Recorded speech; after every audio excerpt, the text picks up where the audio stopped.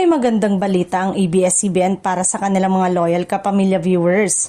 Matapos i-anunsyo ng network ang bagong primetime lineup na magsisimula sa March 16. Ito ay kasunod ng pagtatapos ng hit action drama series na FPJ Batang Quiapo na pinagbidahan ni Coco Martin na tumatak sa telebisyon at social media sa loob ng mahigit 3 taon.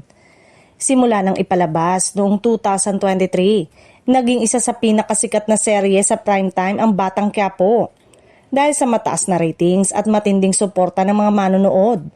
Taos-pusong nagpasalamat ang ABS-CBN at si Coco Martin sa milyong-milyong Pilipino na patuloy na tumutok sa bawat episode ng serye hanggang sa huling kabanata nito. Upang ipagpatuloy ang matinding gabi ng entertainment, maghahain ang network ng panibagong hanay ng mga programa.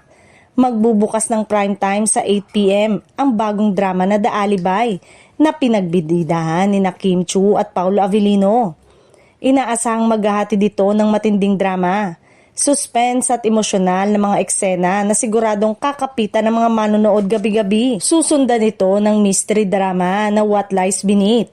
Samantala, sa 9:30 p.m. mapapanood naman ang Korean romance series na Love Scout na pinagbibidahan ni Lee Jun-hyuk at Han Ji-min na tiyak na magpapakilig sa mga mahilig sa K-drama.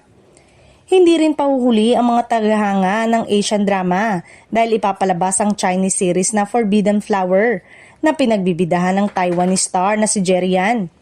Inaasahang magdadala ito ng kakaibang romantic drama na siguradong magugustuhan ng mga manonood.